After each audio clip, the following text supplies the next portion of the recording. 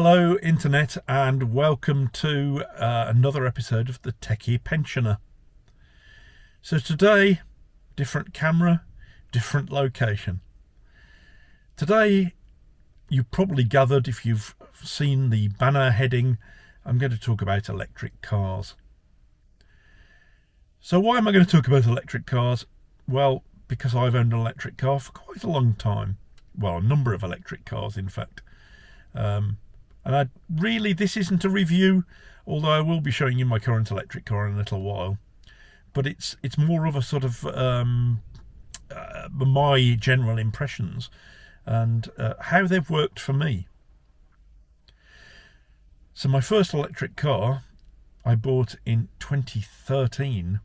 And usually when I tell people that, they say, were there any electric cars in 2013? But indeed there were.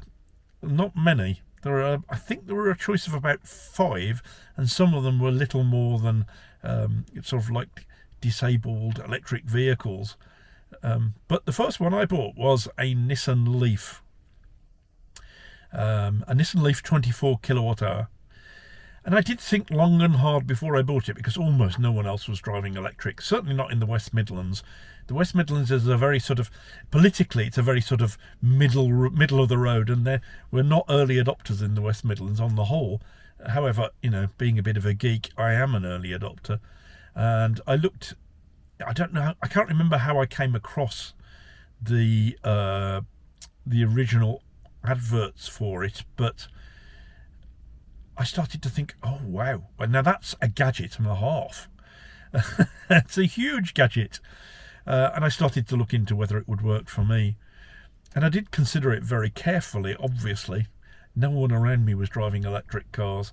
If I spoke to people, most people didn't even know electric cars existed. So, yeah, I did a lot of digging. I considered very carefully whether it would work for me. The early electric cars only had a fairly short range, so the Nissan Leaf, I used to count on about 80 miles of range out of it, although officially I think it was about 110, but I never got anywhere near that. So yeah, I counted on about 80 miles of range, and I looked at what driving I was doing, and I was driving a lot then. I was still at work, and I was working in Coventry, which is about 22 miles away from where I live. And but I thought, 22 miles to work, 22 miles back, that's only 44 miles. And not only that, I was working for a company that had just built completely new headquarters in Coventry, and I'd put charging points in the car park.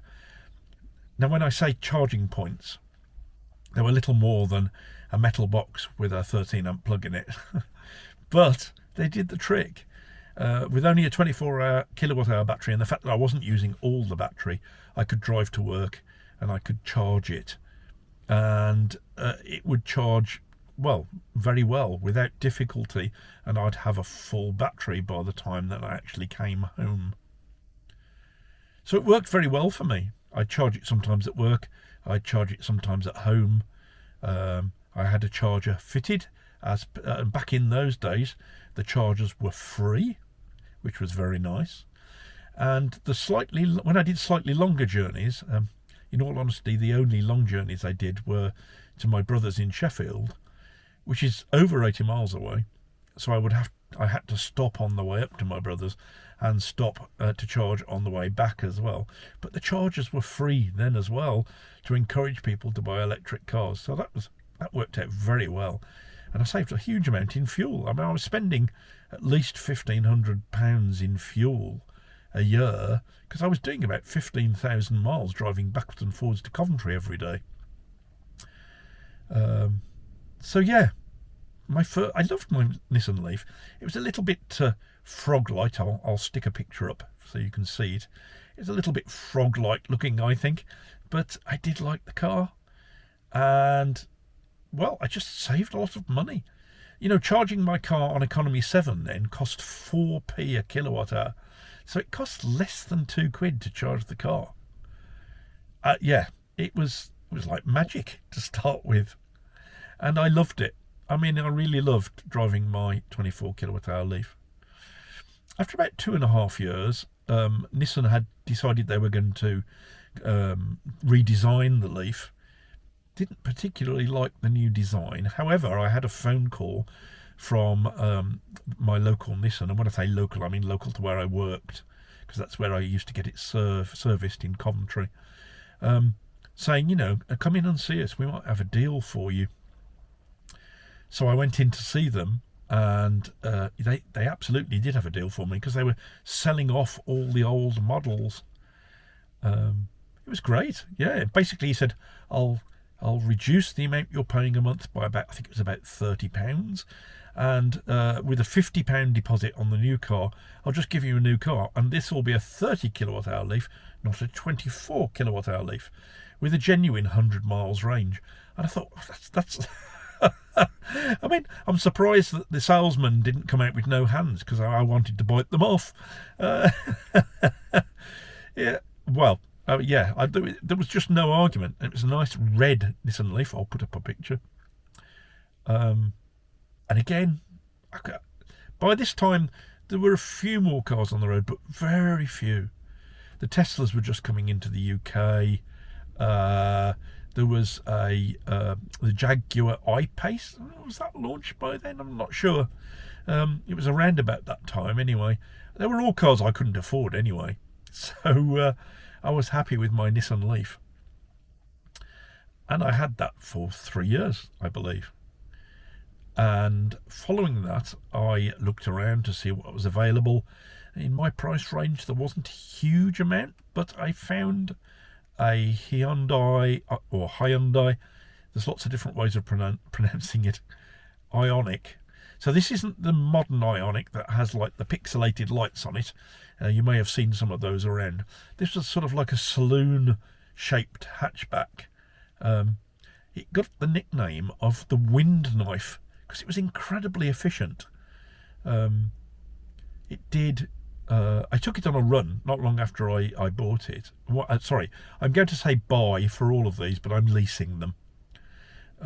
So if I say buy, I meant lease. And I leased that car, and I loved the car. I wasn't very keen on the driving position because it was a saloon. It was a little bit low down, and as I'm growing older, I actually quite like being in an upright driving position. But it was incredibly efficient. I took it out for a run not long after I got it to just test it out. It had got a 38 kilowatt hour battery, and I ran it up the M42 and the M1 for about 100 miles, and then I ran it back for another 100 miles.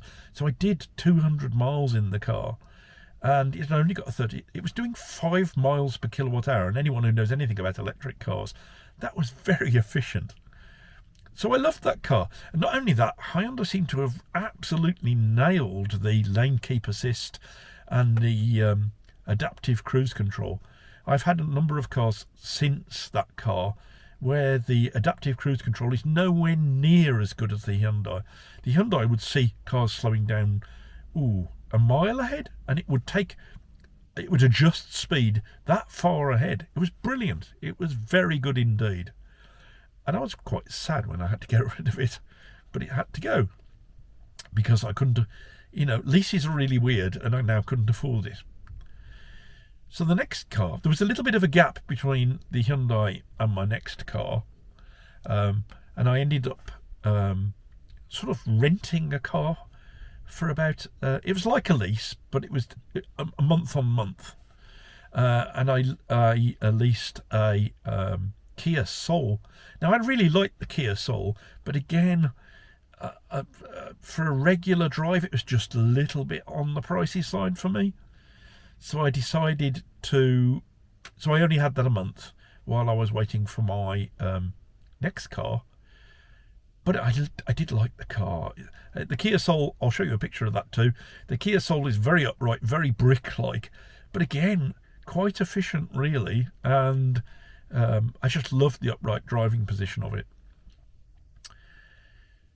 So the next car I had was a Citroen EC4.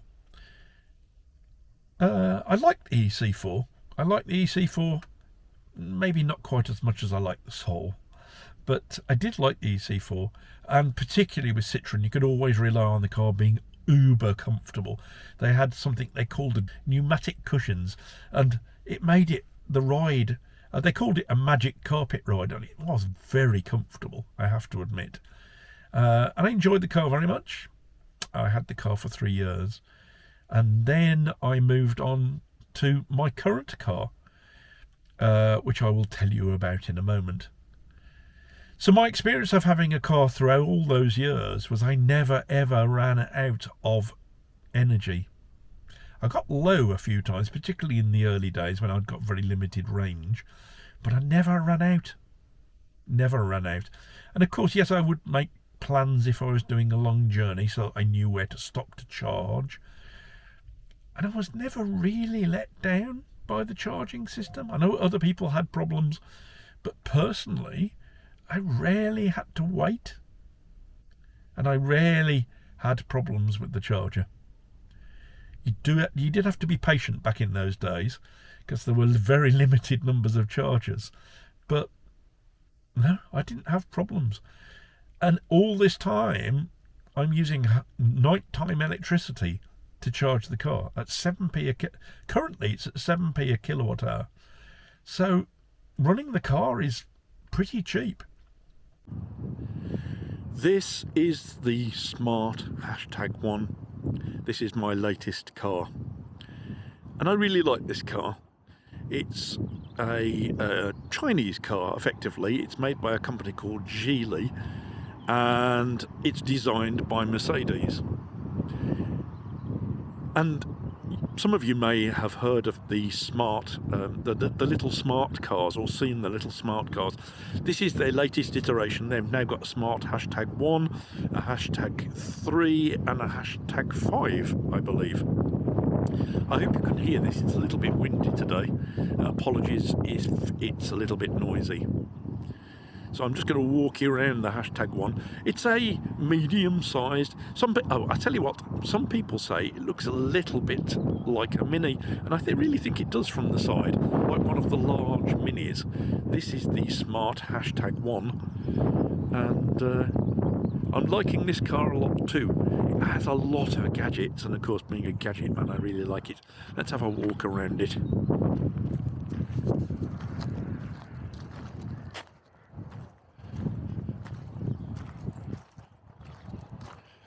So here we go. Here's the rear of the car, and it has an electronic tailgate. I'm going to show you that.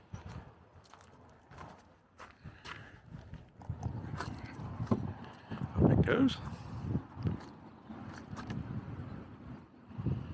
And a decent sized boot. I think it's a reasonable sized boot. It's not the largest boot in the world. Apologies that it's a little bit dirty. I've been loading stuff into the back of it and taking it down the tip. But there you go. That's the rear space. Let's go and have a look up here.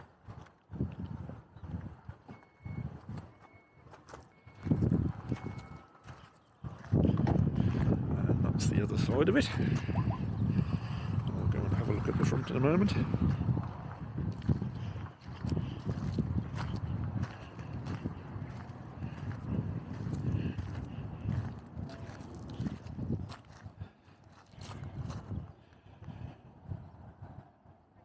There we go, the Smart #1. Let's have a look inside. It has a walk-up handle present. It's just presented its handles to me, look. And this is the inside of the Smart #1. It's grey and black, but it's not bad. I actually quite like it. I'm going to get in. Right, so here we are inside. Let's have a look at the this is the infotainment screen, which is a little bit quirky, and of course it's Chinese. I mean, it's made by the Chinese. It's got this little animated fox in the left-hand corner who does little things. He stands up and sometimes he plays with the ball, but he's always tired. Makes me tired. But yes, I always say to people when they say about the Fox that you would have thought they would have come up with more animations, considering, they would have had to program that in. Why didn't they actually take a little bit more time and give him a little bit more to do? I suppose they don't want it to be too distracting while you're driving. But there you go, me little Fox. So yeah, I mean, there's loads and loads of stuff in here, and it's reasonably quick. You can swizzle this car around like this, so you can, yeah, and all the driving tools are in here. The driving assistance and vehicle settings and lots of stuff. It's a really good, and of course it's got Apple CarPlay and Android Auto like most of them have these days. There's a small display behind the steering wheel here, which again, it doesn't show you that world image all the while. When the car's actually on, that disappears. And then let's have a look in the back. So here's the back.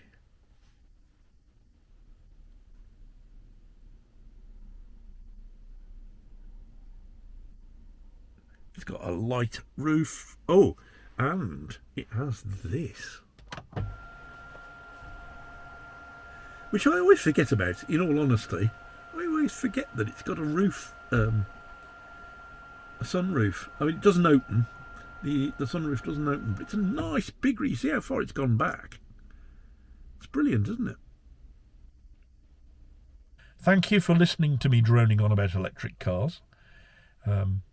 I'm sure you'll have questions. Feel free to fire away and I'll answer as many as you can. I'm not saying they'll work for everybody, although I think they probably will.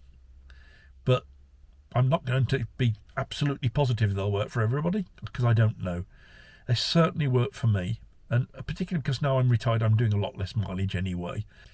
Thanks for listening to me droning on about electric cars, because I can go on and on and on about them. And I appreciate you visiting and listening to me again. And as I say, any questions, drop them below and I'll try and answer as many as I can. See you next time. Thanks for watching. Bye.